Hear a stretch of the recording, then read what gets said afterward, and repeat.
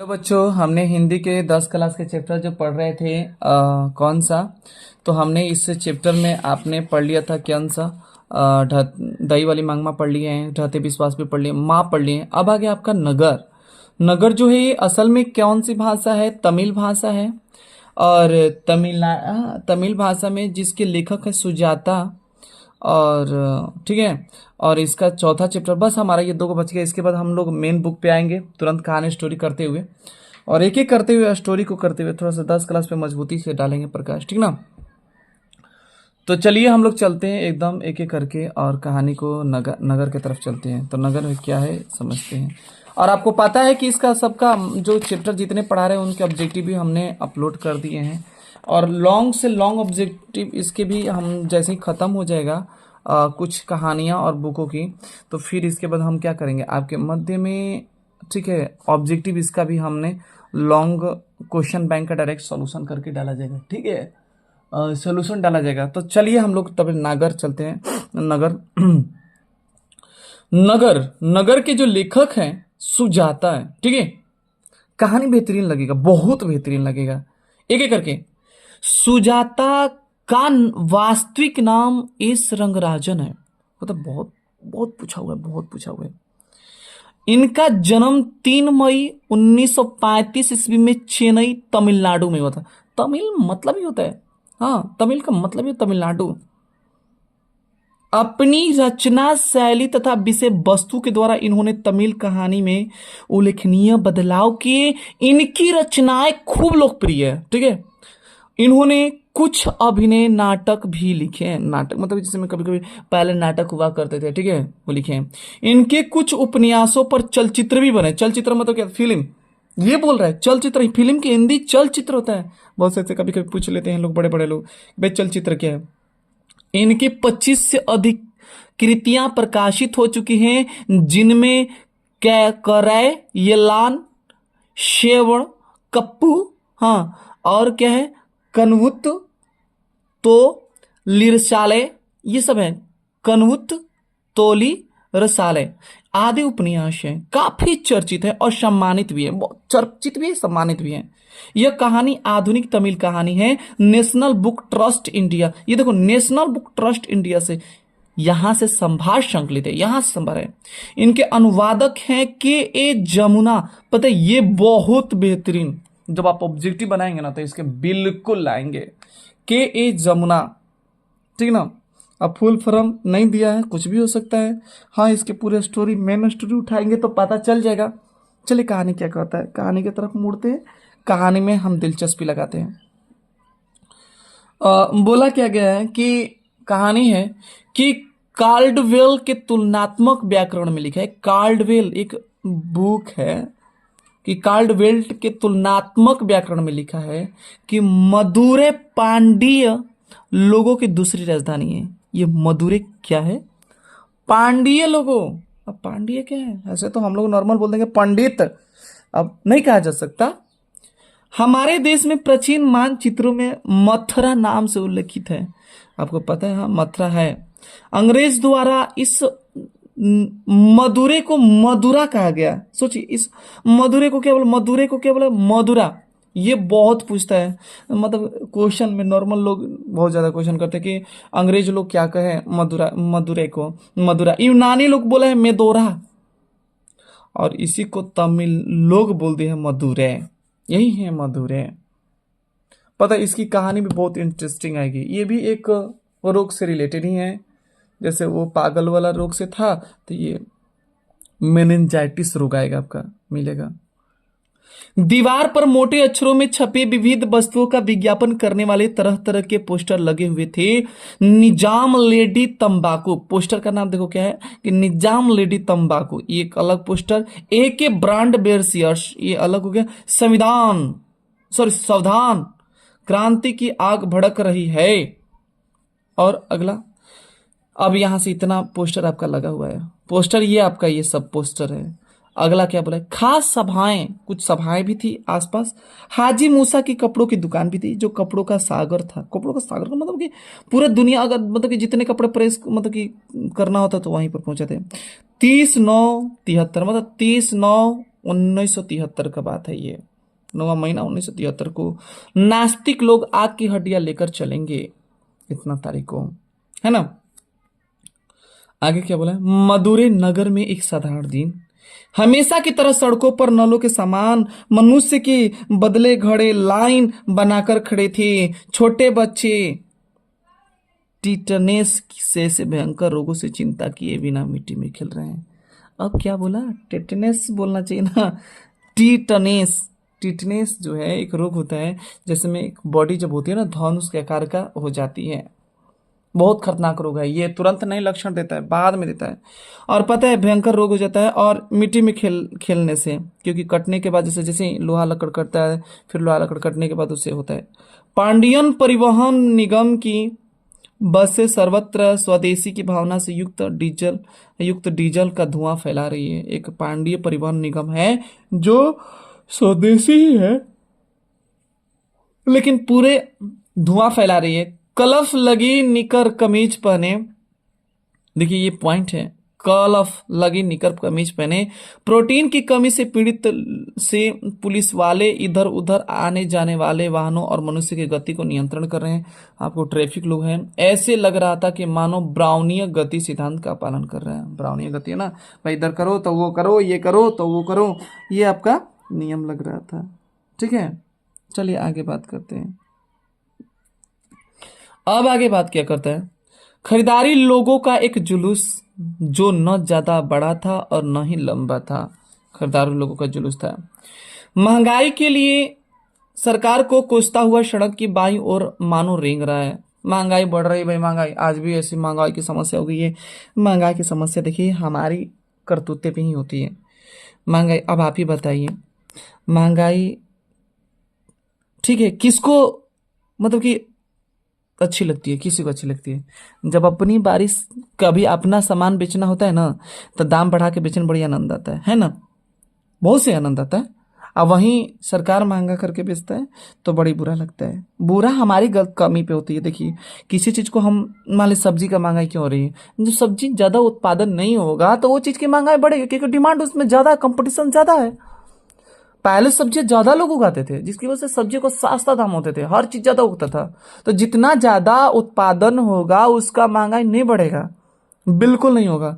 हम लोग अब मान लीजिए कि सब लोग अब तेल डीजल का पेट्रोल का महंगाई हो गया, इसका रीजन क्या है, तो महंगाई वो हमने किया है ना।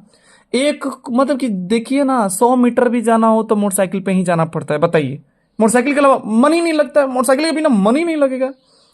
यहाँ एक दो पग भी जाना है तो मोटरसाइकिल, भाई चलो मोटरसाइकिल पे, कुछ सामान लाना है तो मोटरसाइकिल से, मतलब हर स्थिति में मोटरसाइकिल की जरूरत। तो कहीं ना कहीं मोटरसाइकिल लीजिएगा तो डीजल लगेगा, खर्चा होगा, तो सिंपल सी बात है महंगाई बढ़ेगा। डीजल की पेट्रोल की कमी होगी तो डिमांड होगा ही होगा।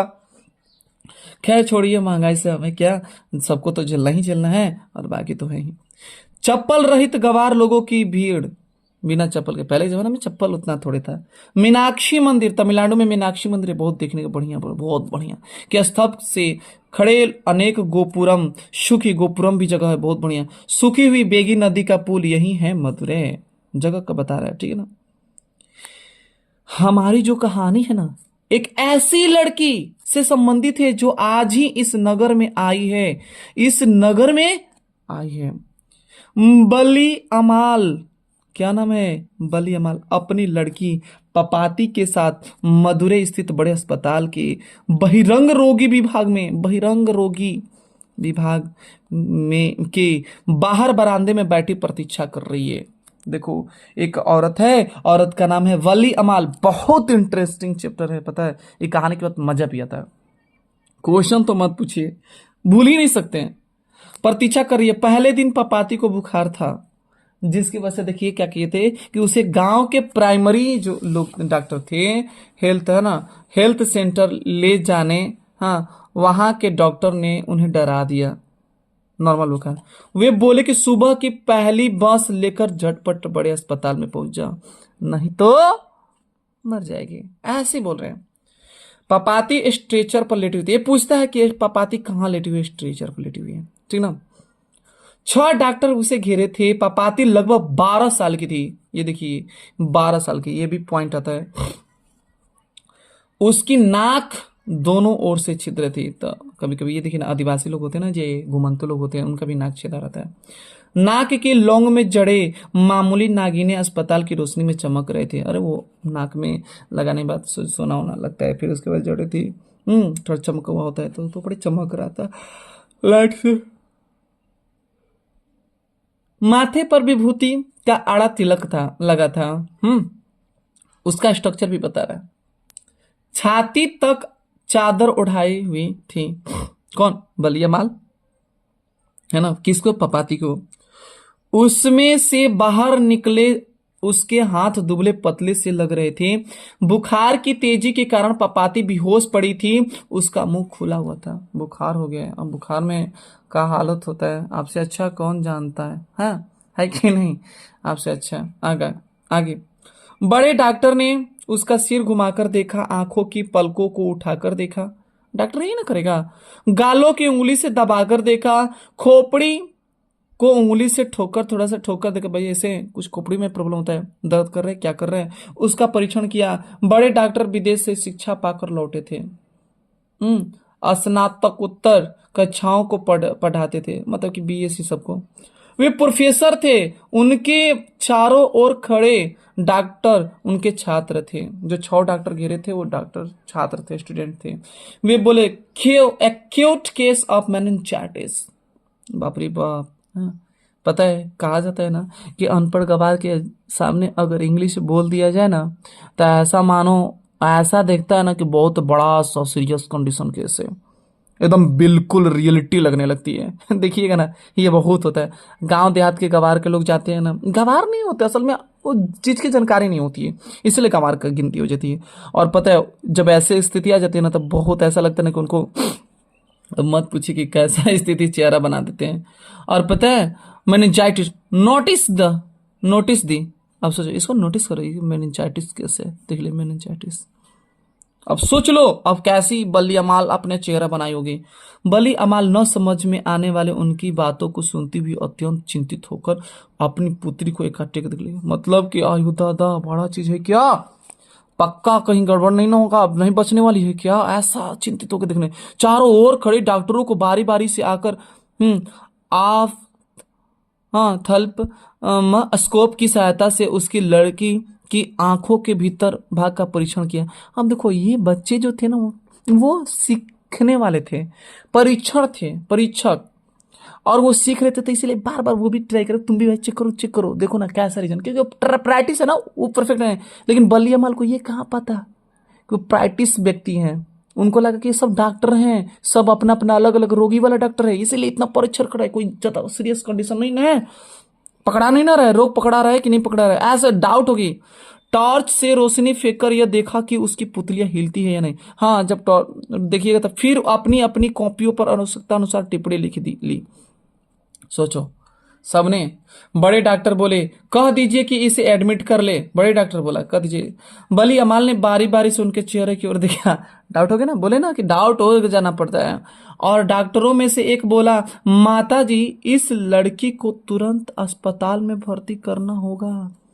वो देखिए, वहां जो सज्जन बैठा है ना, वो सज्जन, वे उसके पास जाइए और वो चिट का, अपनी चिट है ना, वो पास जाइए और वहां पर अपना कीजिए। फिर क्वेश्चन होता है कि आपकी चिट कहाँ है? वो सज्जन के पास पहुंच गई है, ठीक है, ये कहानी यहीं तक रुक गया। वो सज्जन के पास पहुंच चुकी है और वो सज्जन ने बोला कि आपकी चिट कहाँ है? बलियामाल के पास चिट नहीं थी। तब बोली कि चिट नहीं है, कोई बात नहीं, वे दे देंगे। मतलब ये पहुंचने के बाद नहीं, सॉरी, ये वहीं बोले, क्या बोला डॉक्टर? बोले वे दे देंगे। हाँ, अरे यार तू चल, बाबूजी इस तरफ से। बाबूजी इस तरफ। बल्ली अमाल ने बड़े डॉक्टर की तरफ देखते हुए पूछा, बाबूजी, बच्ची अच्छी हो जाएगी ना? बाबूजी, बच्ची अच्छी हो जाएगी ना? तो डॉक्टर बोले कि पहले इसे एडमिट करवा दे, हम इसकी देखभाल करेंगे। डॉक्टर धनशेखर रन, इस केस को मैं स्वयं देखूंगा। डॉक्टर धनशेखरन, इस केस को मैं स्वयं देखूंगा, स्वयं। ठीक है, चलिए आगे पॉइंट क्या कहता है।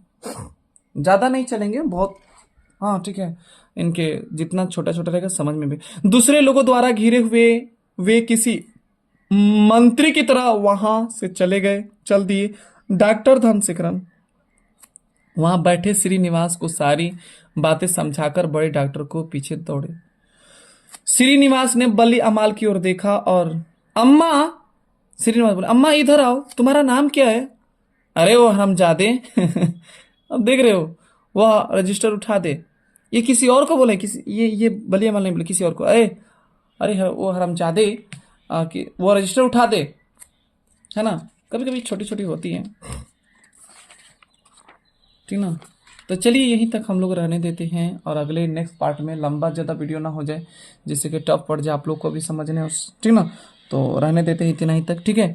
तो कैसी वीडियो कहानी लग रही है, कैसा, ठीक ना। कोशिश करेंगे आपको कि एकदम बेहतरीन से बेहतरीन हाव भाव व्यक्त करने के लिए, जिससे कि ये पता चले कि उसमें कैसी घटनाएं दर्शा रही है, ठीक है। तो जाते जाते लाइक एंड कमेंट सेक्शन में जरूर लिखिएगा कि कैसा वीडियो जा रहा है, ठीक है। और लाइक एंड सब्सक्राइब करना ना भूलिएगा। Thank you for watching this video.